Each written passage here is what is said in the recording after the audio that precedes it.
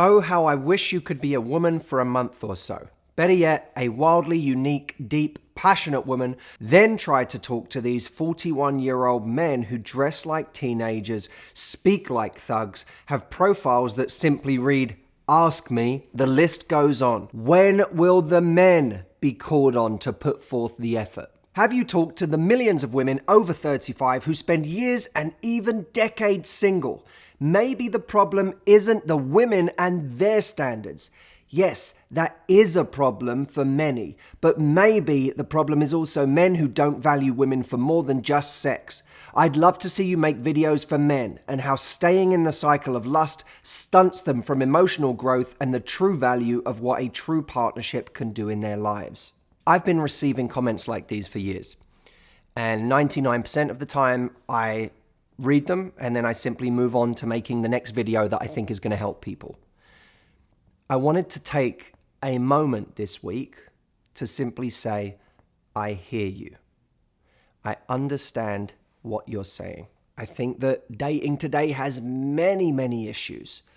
Notably, the ADD culture we have, where we as a society, I think, have gotten worse and worse at the skill of mindfulness, of being present, of sitting with anything, whether it's a hard piece of work or a hard problem in a relationship, or, actually spending it long enough with someone and investing enough in them to get the reward of genuinely investing in a relationship. I think that people are addicted to novelty. We're addicted to our phones. We're used to that instant hit of dopamine that we get from a bit of validation, whether it's by a text or someone reaching out to us through a dating app. It used to be the case that a guy would go on a date and afterwards, having had a great time, he could miss that person, think about them. He'd be investing in his mind. The organic stages of courtship would then ensue. He would be thinking about her the next day. He'd be trying to arrange to meet her this Friday. There'd be the build up to that Friday when he'd finally see her again, and he'd get that rush of excitement and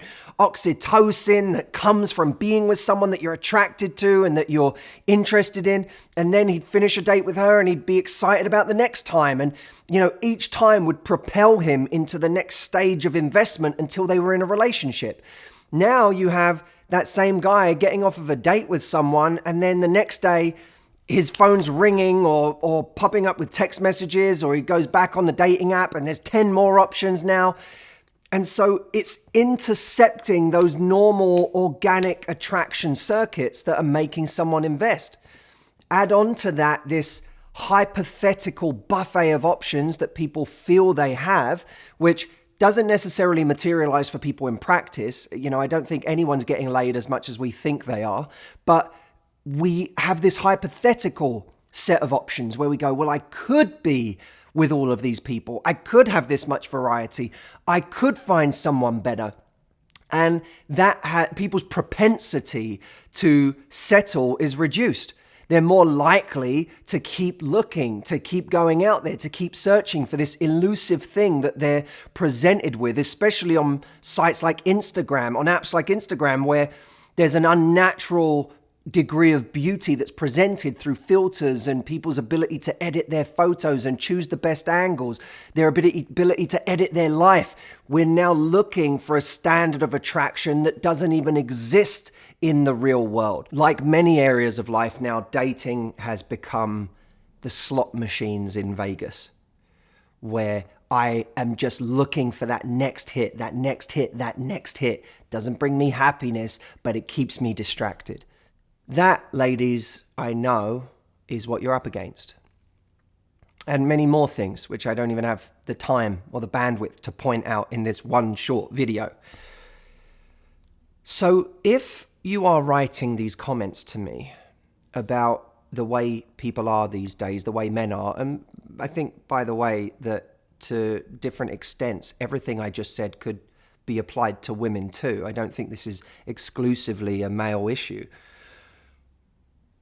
But if you're writing these comments because you think you're bringing something to my attention that I don't know already, let me tell you, I hear you. I know. I understand. I don't spend all of my time talking about that because I don't spend my life complaining about things that I cannot control. You ask my staff in my company. I don't go to our team meetings every week talking about problems in the economy. I go there talking about proactive measures that we're going to take this week in our company to grow the thing, to reach more people, to do what we do better and more effectively. Those are the things that I can control. And even for those of you who say, Matt, why aren't you out there doing this for men, coaching men? They need educating too.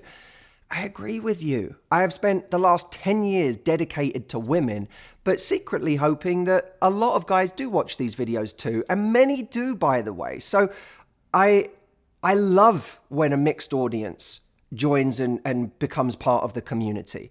But even if I was to start working a completely new organization dedicated to men starting tomorrow, would that change your dating life? Would you have the time to wait for 10 years while I work with a huge audience of men and we see some changes, which always are slow over time, and I barely influence culture with the drop in the ocean that I would actually reach? Would you sit around for years waiting for a Matthew Hussey man to come out the other end so that you could date him? Do you have that time to sit around and do that? I don't think so. Your life is going to be dependent on what you do today, on who you meet today. It's going to have to do with how proactive you get, how many risks you're willing to take, how ruthless you are with not spending time with people who are simply addicted to novelty and have no interest in the deeper meaning of a relationship, and the standards that you live to with the guys that do show that potential. That's what's going to change your dating life. Perhaps those people who are newer to this community, or for those people who are watching this video as the first video they've ever seen from me, please know that I am so aware of the difficulties that you are out there facing.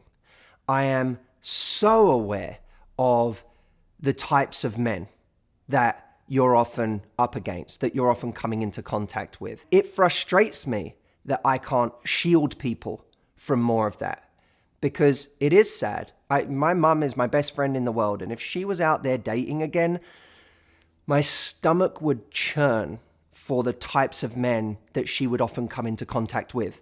That's not all men, but I know that she'd come into contact with a bunch of men that I would wish she would never have to meet or interact with. We can't save each other from all of the bad shit out there in the world. What we can do is equip each other. And that's what I'm trying to do. Life doesn't get easier, so we will get stronger. And you are here with me, I believe. If you stick with me week on week, you're here not to make life easier and not to complain about why life isn't easier, but instead to focus 100% of our attention, our energy, and investment on becoming stronger. I'll see you next week.